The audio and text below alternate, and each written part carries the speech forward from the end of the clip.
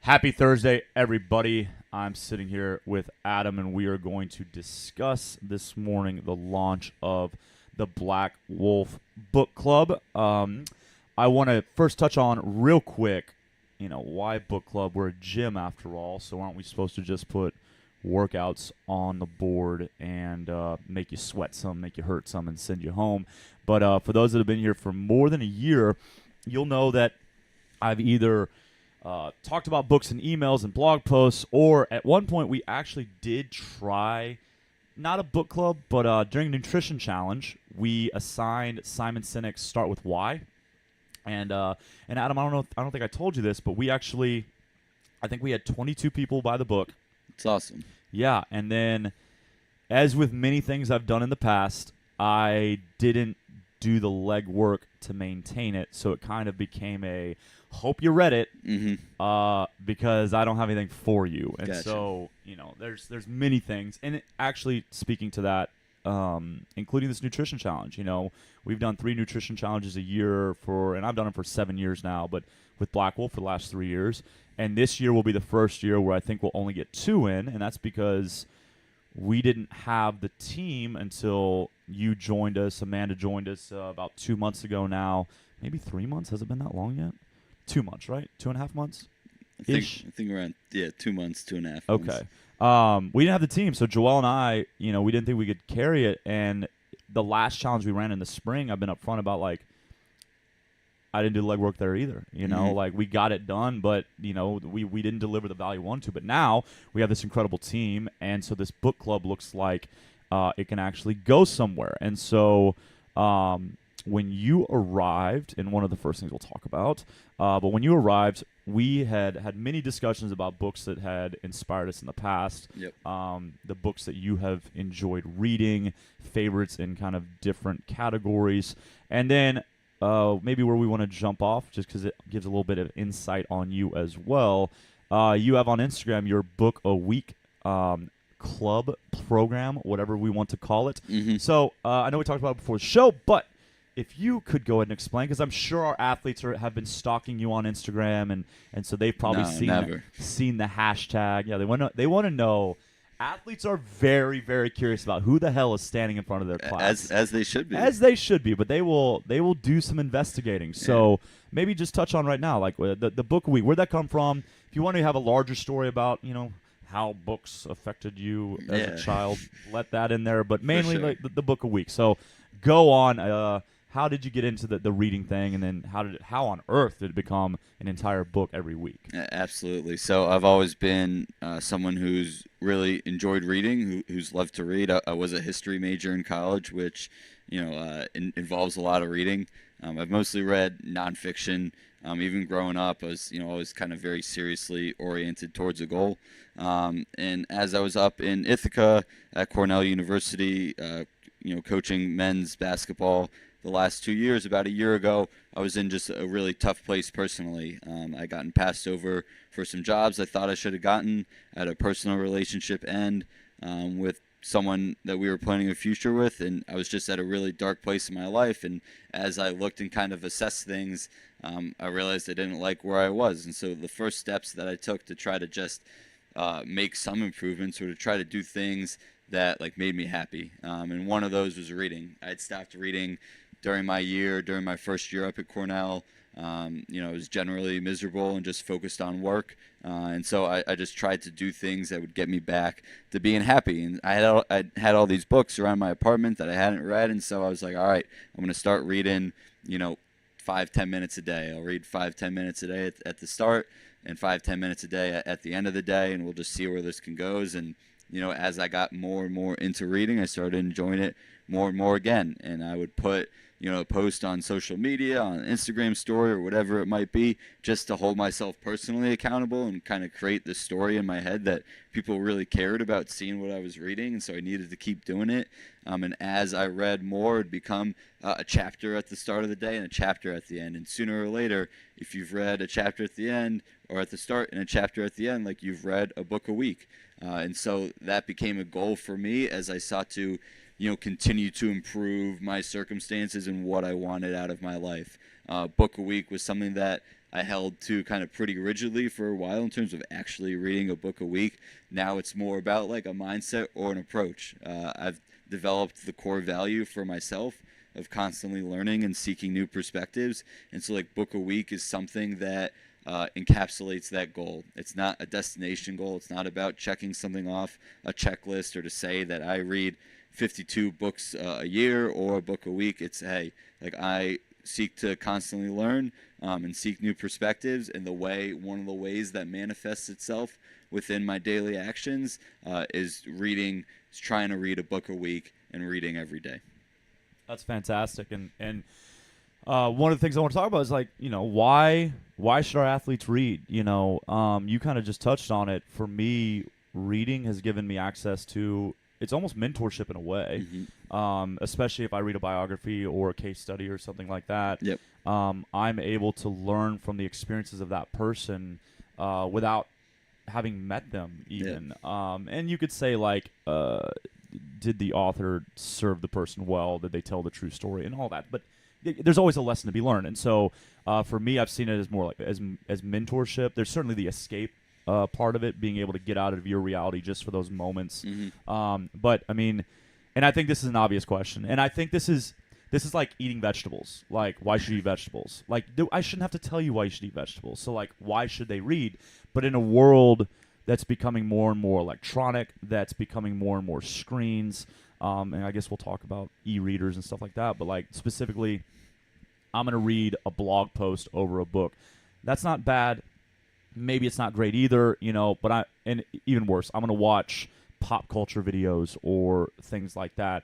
Why, and if you had like a top 2 reasons, why is this for our athletes? What should they be looking for in terms of why we're doing this? What do you think the greatest benefit to a person picking books back up, especially if they haven't done it probably since college or high school, something like that? Yeah, as you touched on, Ben, the biggest benefit is just that access to different perspectives. I think that's huge. And as I started reading again, like my mind and the way I viewed the world and my circumstances and different things around me just changed so much because like I had access to different perspectives again. Our worlds are very small and they're self-selecting, despite the fact that we have access to so much at our fingertips with technology. But we do live in silos for the most part. When I was in Ithaca or working in a basketball program, I was around the same 5 to 10 people every day, hearing the same things, listening and reading the same things, and like we live for the most part like in silos. And if we do have access to different things, like they are self-selecting. Books and reading, again, it is self-selecting a little bit, but when we open a book, like we are broadening our horizons and gaining access to perspectives that we don't have on a daily basis, and it gives us out of our comfort zone. And sometimes that might be all we need is to widen our field of vision and to see like, oh, I don't have to do something the way I've always been doing it. There is something else out there. What I've always thought might not actually be true. And online, on Facebook or whatever it might be, you can X out and you can close it and you can only look at the things that appeal to you. If you choose to read a book and take on that form of seeking a new perspective, you might close the book in the middle, but I think for the most part you're probably going to continue reading and at least hear it out. And so just by doing that, you've immediately broadened your horizons. And I think that's so important to gain like multiple inputs and perspectives.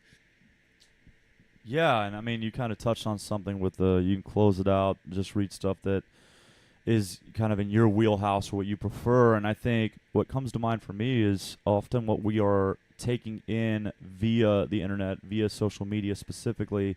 The stories aren't even vetted now. Like, they're not published, and even articles now they're so easy to write or easy to get published in terms of being posted on a website, that someone's going to share something, you're going to consume it, and there's maybe no truth to it. Who knows? Yeah. I'm not saying there's no truth, but like, who knows where it's coming from, what the angle was. There's so much that comes up now where it sucks that we have to say both sides of the fence, but like in any area of contention, and I can just be like, they're framing this the wrong way, and there's nobody vetting it. And so these books, especially the books that you're selecting for this book club, these are books that have served many people well. This isn't going to be what some author decided to write real quick and then we accidentally consume too fast before thinking about it. Absolutely. And so I think that's going to allow us. I think that's also going to bring joy back to it, because I think maybe why we're ground down is because all we read right now is negative. That's definitely a possibility. There's a lot of negative inputs, and then we're just, I think something that you touched on earlier is that reflection piece, and then we don't reflect on anything either. And so we go from one negative input right to another negative input, right to another negative input, and sooner or later we've just consumed multiple negative things without taking time to think about it, without taking time to think if it's true. And now the story in our head is just one of negativity. And now, like you said, we have a chance to read something a little more positive and uplifting, and to actually reflect on it and to think about how it can positively affect our lives. Absolutely. Okay, so Black Wolf Book Club is going to begin next week, Tuesday, September 4th. That is the day after Labor Day. And our first book is The Four Agreements by Don Miguel Ruiz. And so we just talked about, look, this first book, what did we say? It's going to take us about 3 weeks. Mm-hmm. How do you see this playing out? In terms of purpose, I think we've already covered that, to get ourselves and our athletes not only exposed to different thinking, different thoughts of great leaders, but also for us to actually discuss, because what you just, the reflection part, it's awesome. Like, if you're reading on your own and you're not going to be a part of this, make sure you take that time. We're going to touch on active reading later and touch on, hey, do I read with a pen? Do I read with a notebook? Do I read with my phone? Whatever. But anytime we read, we should take that moment every few pages and be like, hey, what did I just get from that? So before we get down there, though, how do you see this playing out? What is the loose format right now? Begins Tuesday, study guides, focus points.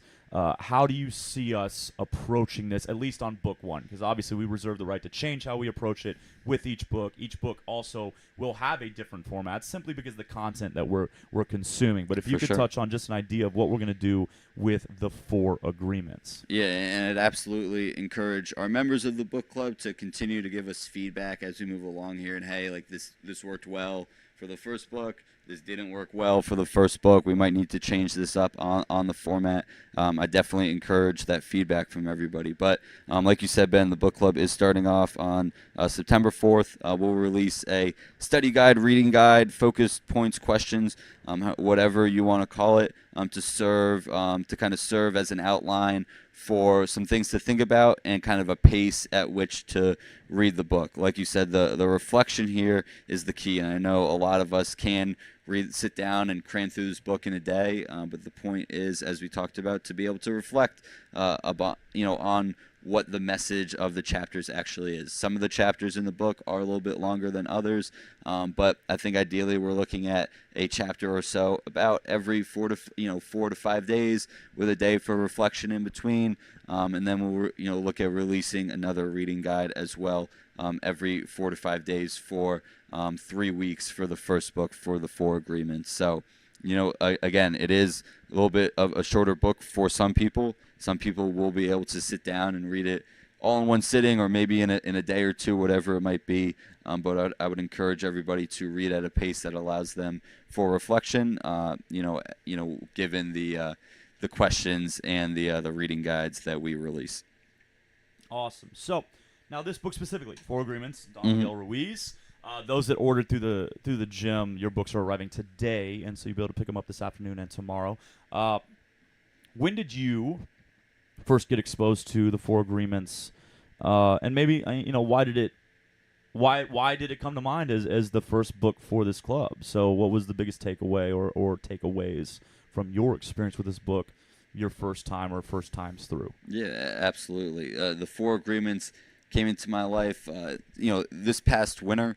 A good friend of mine who had been kind of following the book a week, and my reading campaign that I made public on Instagram, he sent me the Four Agreements as a thank you, to some of my interactions with him, and that was like another thing that's been great about being public about reading on Instagram, is just tons of people and people that I hadn't spoken to in a while reached out, and we started engaging in discussions about different things going on in their lives, and it really reconnected me to a lot of people on like a different sort of level than just the, hey, what's going on, nothing, how are you? Like, we could actually have thoughtful discussions. So he sent me the Four Agreements I want to say in January or February of this past year, and it was just like a really quick.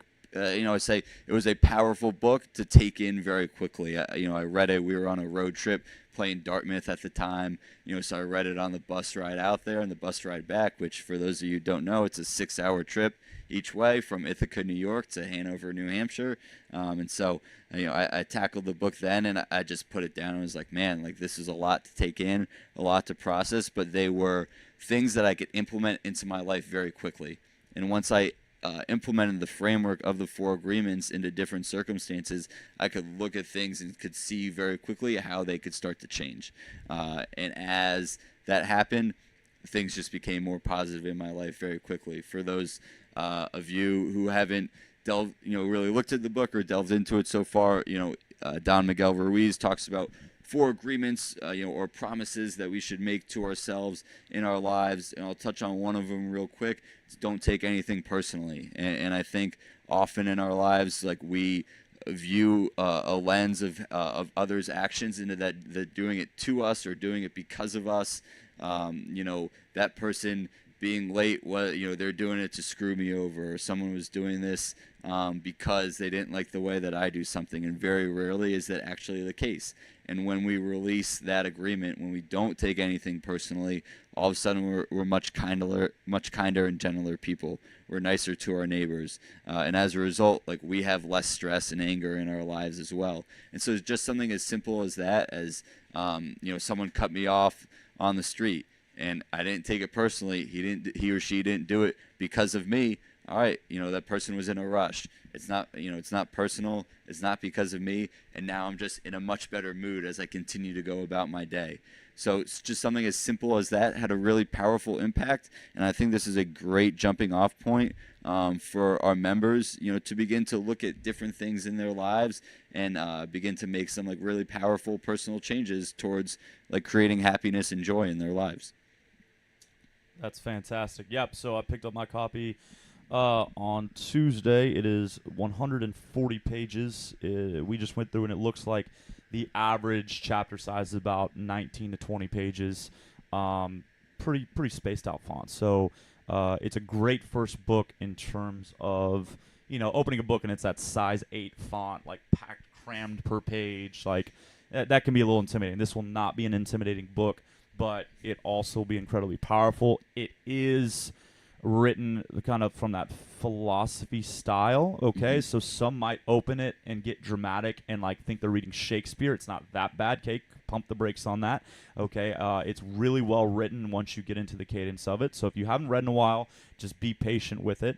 I think that it's going to, if we can, and this is our responsibility, if we can foster discussion properly, I really do think that this book can.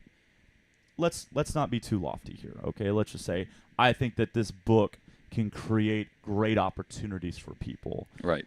If we get lofty, I do think we'll have people change their lives because of this book. I think that, I'm 18 pages in, and this is also stuff that I've read elsewhere. Like these themes can arise in other places, and like it's still those 18 pages, like us being the harshest judge of ourselves, no matter what trauma we've experienced. Nobody's been meaner to you than you. Right. That's real right there. Exactly. And I think that when you put that in perspective, when you really unpack it, you don't just go, yeah, I'm pretty mean to myself. When you go, I've been through some stuff, and that pales in comparison to how I've treated myself. So if I could fix how I treat myself, that awful stuff could still happen. I would still be in a much better place. Absolutely. Oh, by the way, that awful stuff's not happening anymore. So, wow, I could really be in a better place. So I'm very excited about how this is going to go. And I think the next 3 weeks, starting September 4th, is a great opportunity. There's still time to sign up. Okay, so if you guys have not taken the opportunity to sign up and let us know you want to be a part of this, we're providing the books for $9, and then there's a $5 fee for the book club, just to help with the time that Adam's going to spend on the study guides and us creating the opportunities. We're even talking about doing a roundtable discussion at the end of each book. We'll try it. We'll say for sure on this one. That way, if it goes down in flames, we'll never do it again. But I think getting y'all in here or somewhere that we could all have a discussion, I think that's really important. But we'll primarily be communicating us via email. You know what? Maybe we'll create the Facebook group. I think that would be smart. Yeah, that'd be a great idea. We will have a Black Wolf Book Club Facebook group. If you've signed up already, I will just go ahead and add you in that. What we're going to do is we will put out another episode of this before or at the start of this that goes into Adam's ideas on how we're going to read this. I don't think we need to tack it on here. We're 20 minutes in right now. And so we'll talk about things like active reading, how you take notes, what's worked for you. Like for me, I read with a pen. I mark in the book. But as you pointed out, one of the beautiful things about hard books is that you can give them away. You can be like, hey, man, you need to read this. And so if all your notes are in there, I mean, that's good for them. They get a book with your notes. Right. And we can even bat around like, so if I go through this, I mark this up, am I taking away from your experience because now you're going to read it through my lens? And that's a real discussion. Like, absolutely. And you start to get drawn to where I underlined, and even though maybe I missed the point that would have affected you. And so for sure. Maybe marking, and if we're going to give books away, maybe us doodling too much is not ideal. Okay, so start September 4th. Costs $5 to be a part of it, plus $9 if you want us to provide the book for you, which is not a problem at all. You just got to let us know. And do you have anything else you would like to add, sir? I'm just super excited for this opportunity to really get things started. This has been a passion of mine and a project of mine, for over the past year. I'm super appreciative of the feedback and the positivity regarding the launch of the book club so far from all you guys. The feedback has been awesome, and I'm really excited to kick everything off and have some great, really thoughtful reflections and discussions. You guys are awesome. The feedback that we've received and the positivity around the feedback or the positivity around the book club has been great. And I'm just really excited to be able to facilitate just a lot of powerful reflections and discussions with the group. That is awesome. All right, guys, we will be back in a couple of days with more on how to read this book or ideas, tips, tricks, however you want to see it. Get signed up. And if not, hey, can I read the book I'm on? You can read whatever the hell you want on your own, okay? You're just not going to get to be a part of our super cool club. But I think you should sign up. If you have any questions whatsoever, let us know. Put them in the comments, and we will get back to you. I will see y'all. Actually, Adam will see you this afternoon class at 4:30, 5:30, and 6:30. That's right. And then we are back. First Saturdays this weekend, okay? You don't need to know that. I need to stop talking. Y'all have a lovely, lovely day.